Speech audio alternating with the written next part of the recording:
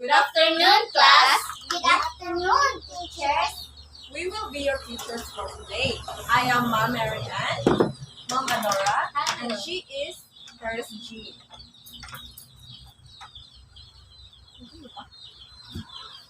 We'll proceed to our topic. Let us have first an activity. You will be divided into two groups according to your name tags. Your first teacher for today. And our topic is all about KPUP using partner prediction.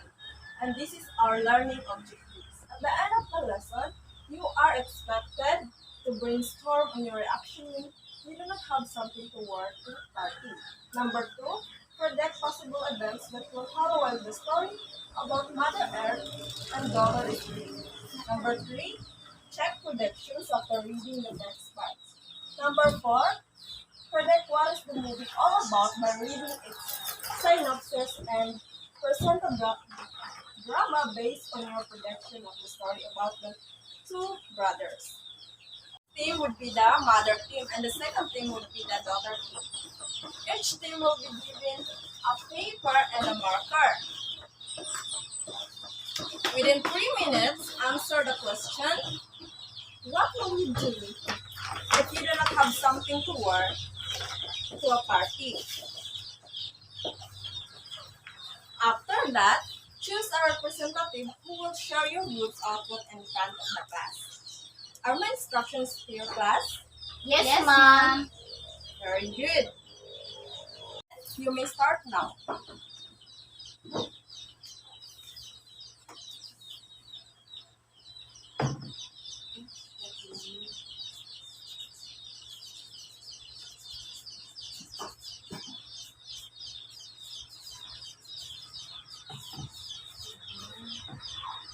Stop na, babe.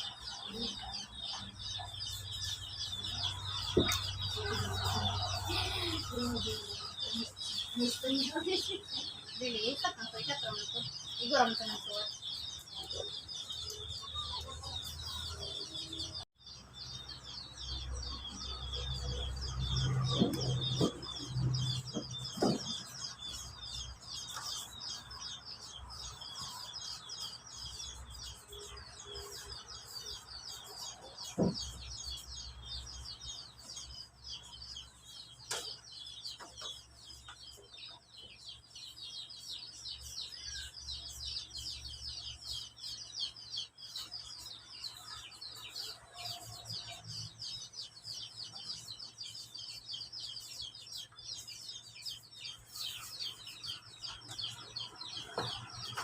Done, ma'am.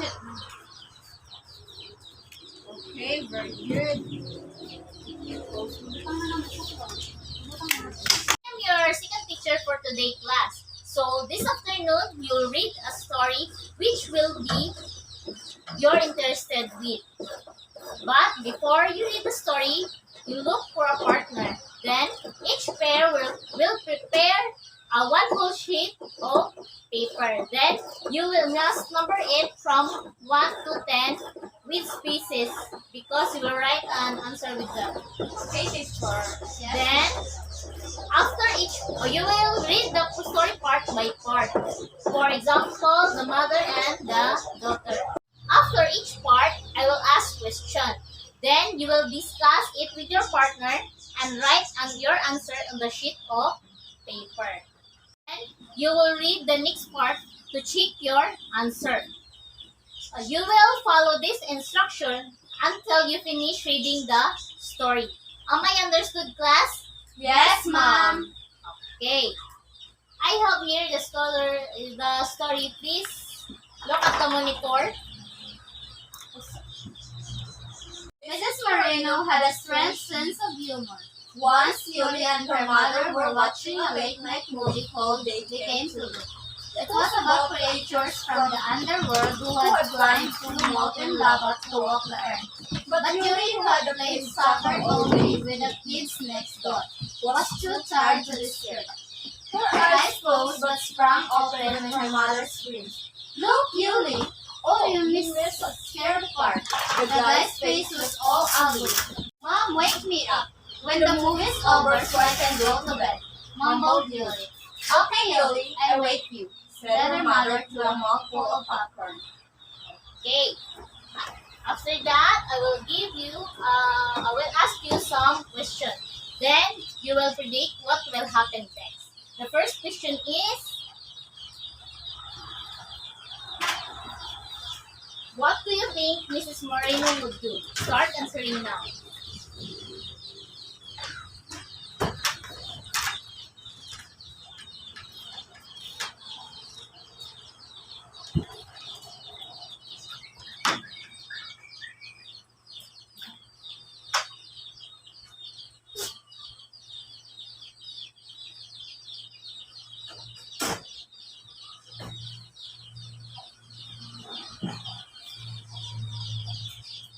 Are you done?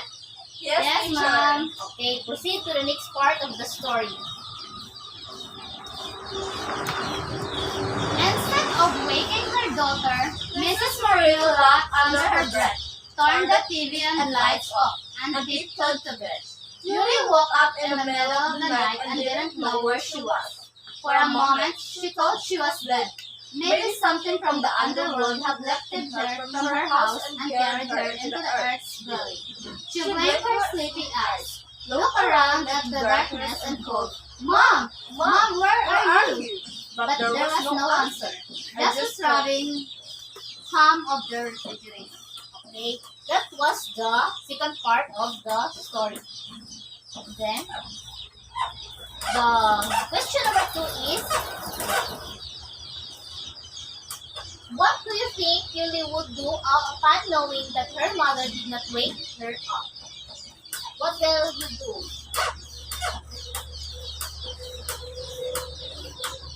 Ano kaya ang posibleng mangyari?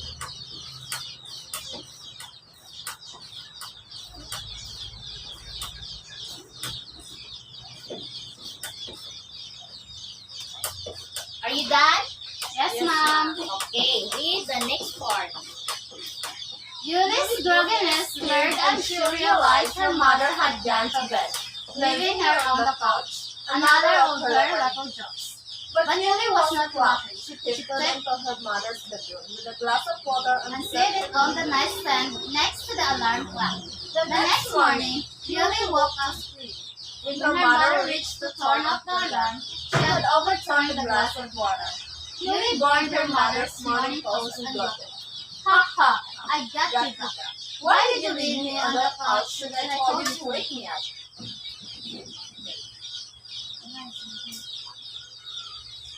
But there was nothing funny about Julie needing a avenue for the 8th grade.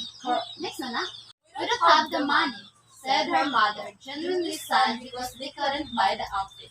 Even though there was a little money stashed away for college.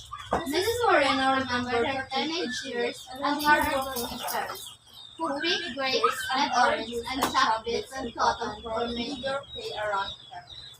Those were the days when new clothes meant length and out-of-style dresses from St. Vincent. Okay, that was the third part of the story. Then, here's the question number 3. What do you think Mrs. Moreno would do after knowing that Julie did not have anything wear for the party?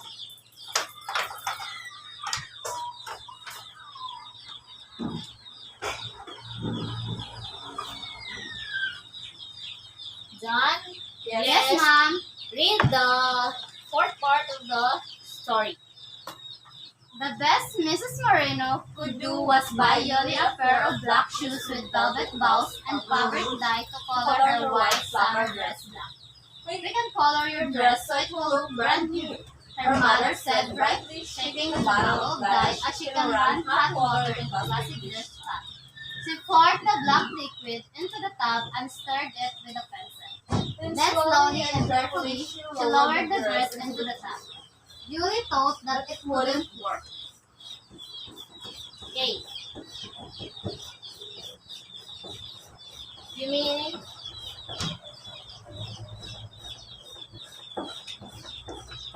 we have here the question number 4 about the mother and the daughter.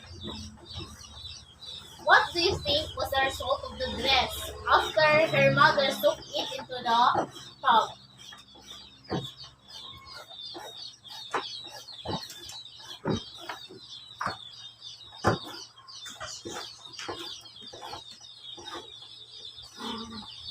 Okay, read the part number 5. To Yuli's surprise, the dress came out shiny black. It looked brand new and sophisticated, like what people in New York wear.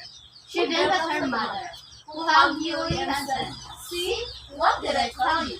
The dance was important to Yuli because she was in love with Ernie Castello, the third best filler in the act.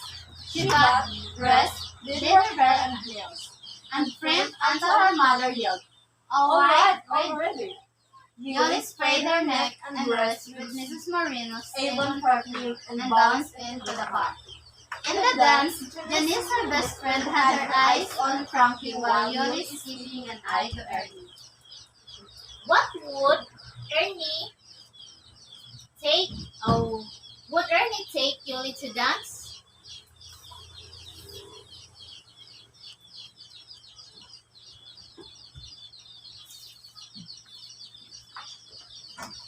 What is your prediction about that?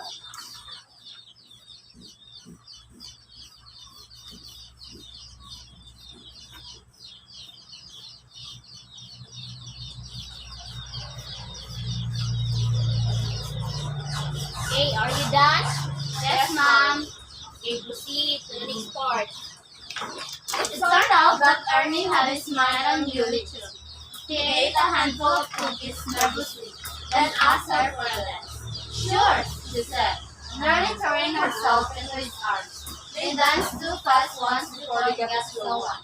As they circled under the lanterns, rain began falling lightly at first. She leaned and put her head on Ernie's shoulder. The dance continued successfully, romantically until it began. Okay. What would they do after the rain poured heavily, hardly?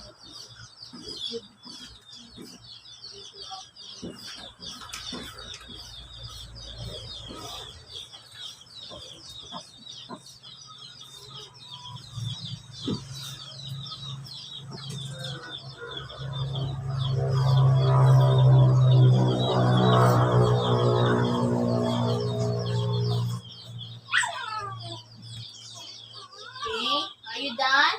Yes, ma'am. Read the next part. The girls and boys raced into the cafeteria. Inside the girls, drenched to the bone, hurried to the restrooms to brush their hair and dry themselves. One girl cried because her velvet dress was ruined.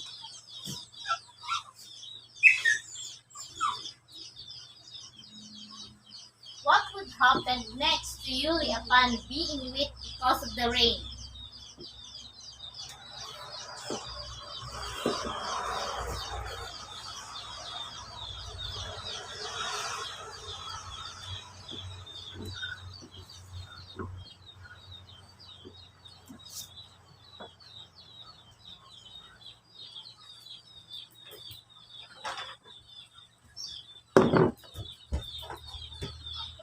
Okay, read the next part.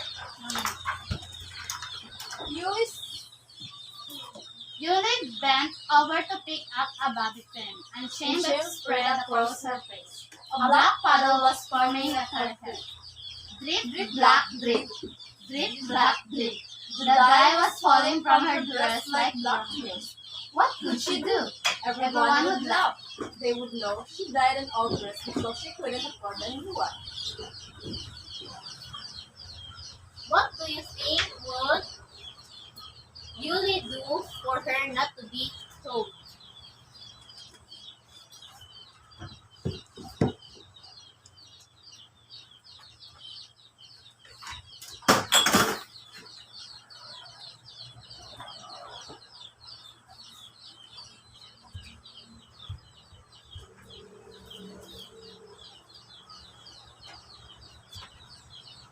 Okay, read the next. Yuli stomped head down to the door and raced through the storm, crying as the rain mixed with her tears. "How was the dance, Nina?" Come watch the show with me. It's really good. What's going on? What's all the rocket, baby? The dress is cheap. It's not good. Yuri kicked the dress at her mother and watched it land on her head.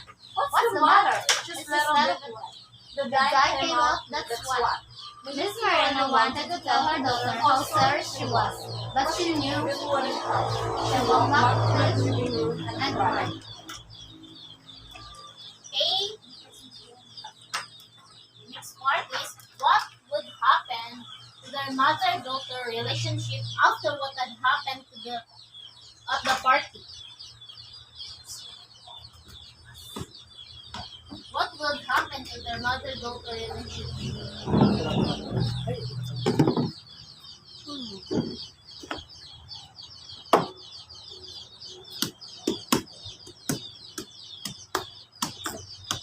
Okay. Red, the next part if your predictions are correct.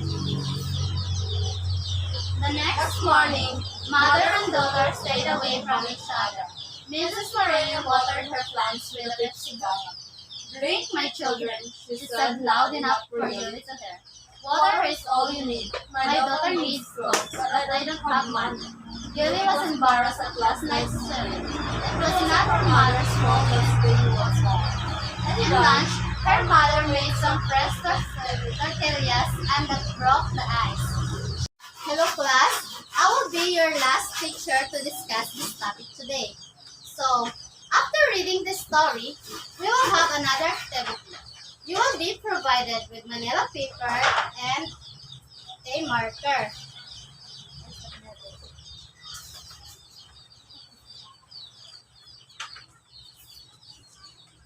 We will still follow the groupings. Are you done writing your slogan, class? Yes, ma'am. So, now, the first group will present their slogan and choose one representative to explain why you wrote that slogan.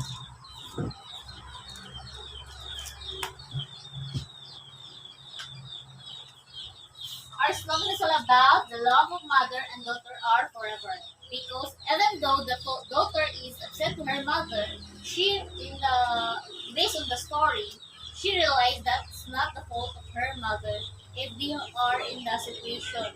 In that situation. Then the love of the mother to her daughter is unconditional and forever kind of love. Very good. Your answer is correct. So now, the second group will present their slogan and the representative will stand there.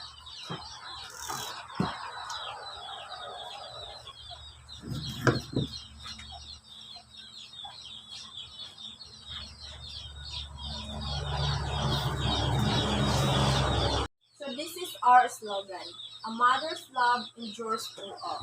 Because based on the story, it shows how mother loved her daughters, that she can do anything just to just to provide the needs of her daughter, to have a beautiful dress to attend the party. Even though her mothers don't have the money, but she find ways just to provide her daughters, to show how much she loves her daughters. Very good. You gave a good explanation to your slogan. So, what do you understand about this story, class? Who wants to answer? Okay. We from based on the story, we learned from the story that even though sometimes we misunderstood our parents, they are still have to catch us whenever we commit mistakes. They are doing their best just to provide our needs and for us to be happy. Then we must also remember that being contented of what we have is a great tool for us to strive more for our dreams. Very good. It's such a nice answer. So now, class, let's have another activity.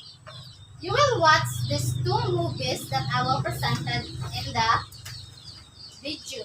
And the title of this is The Maze Runner and the Divergent. Each group will write their prediction on what will happen on the characters of the movie on a sheet of paper.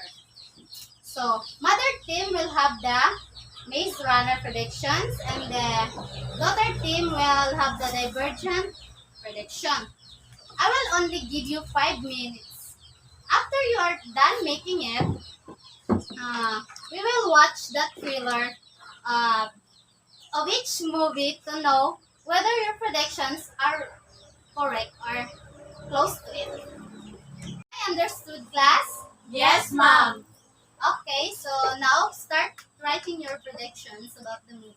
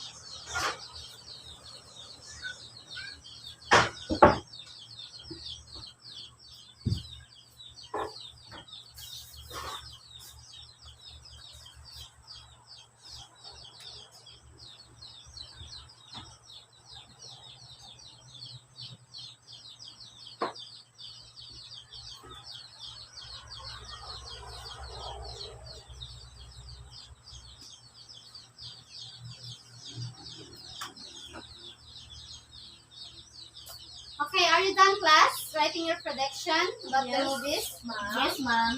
Okay, so now we will watch the trailer. First is the Maze Runner. So look at the screen, class, and watch carefully so that we will know if your predictions was close to it. Okay. Okay, ma'am. So now let's start.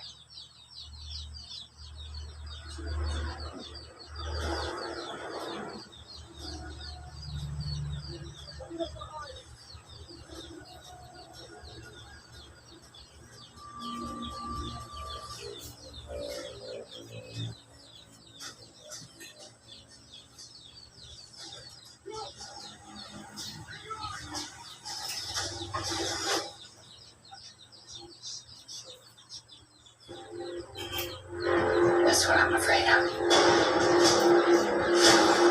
They took you because you're immune to a plague that's wiping out the human race. They think you're worth sacrificing to find a cure.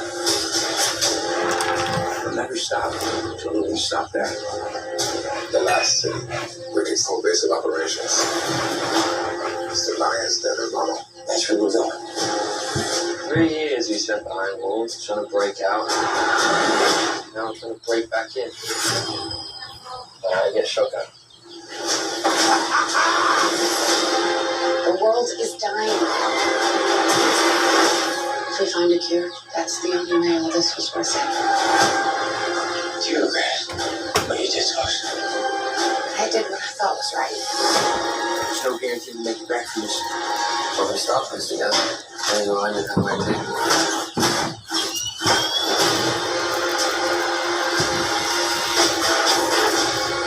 You still care about it, don't you? You lied to me!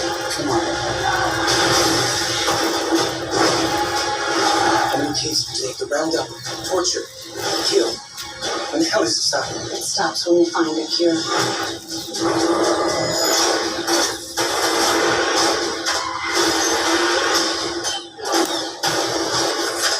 Thomas, you can save your friends. Or you can save us all.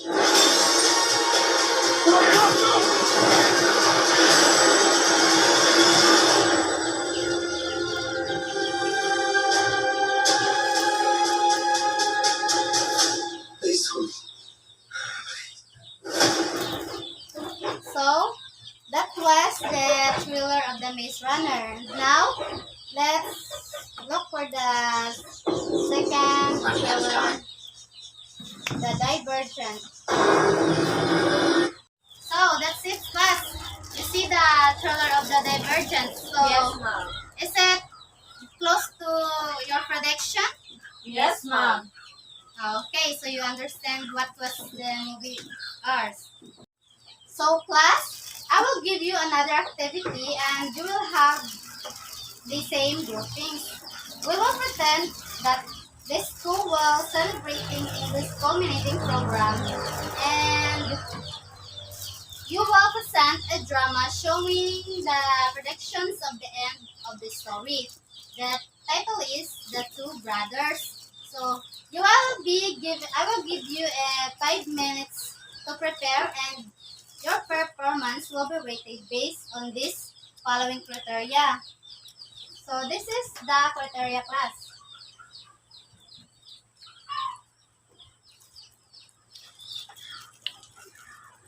The organization class will be given to 30% and the content will be 30%. The creativity will be 40%. So the overall total class of your performance will be 100% if you will get the right actions of the drama. So now you may start.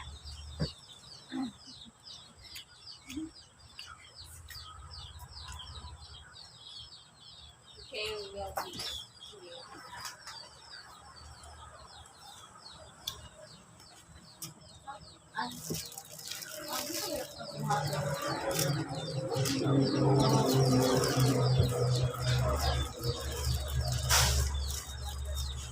Brother